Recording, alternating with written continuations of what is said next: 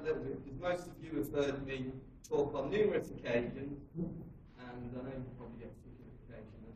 But before I talk about the journey we're on, I want to introduce you to some very important people, because I suppose I'm always the front man mouthing off, and I get all the praise, but I'd be nothing without the team that I have behind me, and some of those team are here today.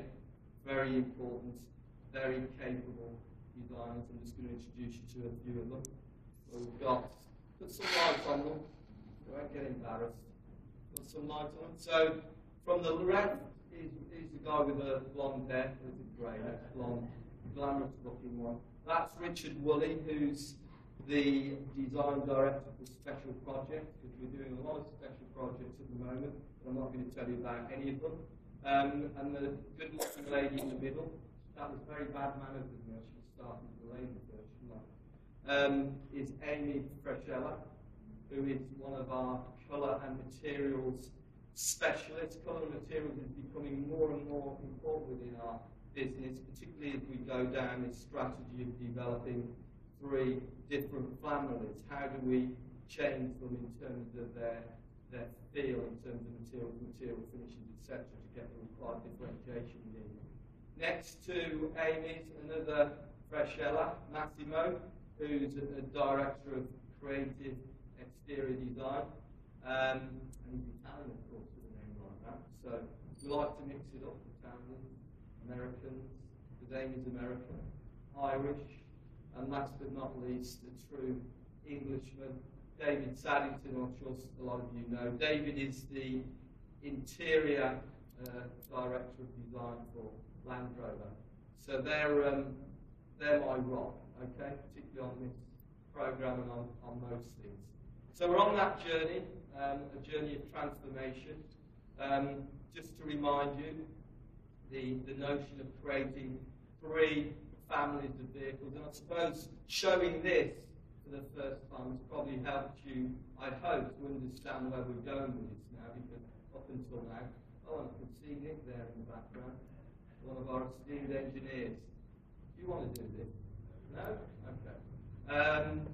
He normally wants to design the cars. You can do that, Jerry. You can just do this. Oh yeah, dead easy. So I digress for a moment. We can have a laugh, can't we? Serious. So, Range Rovers are about refinement, Discoveries are about versatility, and Defenders are about durability. You're going to be able to kick the hell out of them and they'll see it still cuts. They'll still keep coming. But we ain't got to Defender yet. Maybe you'll wait till next year for that one. It's slow, this, isn't it? Just a reminder also about the values. Design is at the core of our brand. It has been for a while now, and that came to fruition with the launch of Evoke, and that demonstrated how important design was in terms of resonating with people on an emotional level. But design and capability, they're our killer combination in the marketplace. And that goes through every vehicle we do, whether it's Range Rover Discoveries or Defenders. And then in terms of the other attributes, they're dialed up depending on what family it is. So Range Rover is about refinement, and now for Discovery, it's all about versatility. And this concept really does describe that versatility very well. And Defenders are about that dual purposeness, but we're not talking about that today. So that's a recap, and of course, the Range Rover family is there. Incredibly successful for us globally and here in the United States. And although our attention is now shifting to Discovery, we are still exploring other opportunities to build that family. So just watch this space. We're not sitting on our laurels with Range Rover. So Discovery, there you go. And there's the world. I don't know what distance that is. Probably you guys know better than me. As a brand for us, we do have a unique heritage, and it is partly about recognising that unique heritage, but it's about not being harnessed by it. It's about looking forward and recognising, being cognizant of the fact that the world is changing, Technologies are changing, the environment is clearly changing, and people's lifestyles are changing. And that's why this particular vehicle or this particular family is very focused. We use the word leisure, and what we mean by leisure is probably slightly different to the way you think of that in America. We mean leisure time and the activities you can do in that leisure time. It doesn't have to be just when you're in leisure, of course. And this is a sort of activity vehicle, for the want of a better description. Now, by 2020, there's going to be something like over 20 million SUV type vehicles sold globally. That's a lot of vehicles, so it's a big opportunity for us, given that we are an SUV brand, to operate. Clearly, we want to stretch, we want to grow the brand. Now, in terms of what we call leisure type vehicles, there's something like 12 million of those. So that's our opportunity, and that's what we are going to explore. Excuse the pun. What we got next? Just a little reminder also, that unique heritage, 25 years of discovery. It's gone through various iterations, some more successful than others. It's probably true to say each generation has become more and more successful.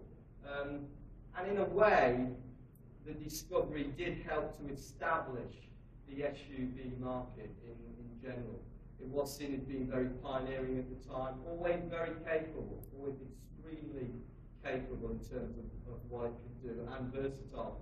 Admired the world over, and also a very strong, passionate customer base for it. And I'll be really interested to understand from some of those customers what they actually think of this concept. They probably do. Because like our Defender customers would say, don't change it, just make it better. Well, they say that for Land Rover anyway. Interestingly, you see that the last one there, the last two, when we changed the vehicle in, and this is particularly coming from this market, a desire from customers for discovery to become more premium, and that's something that we focused on with this concept. There you go. That's a nice shot of the second greatest city in the world. Sorry, London's the first. Cool. You're not laughing today. Probably haven't had a drink. You do know I joke a lot.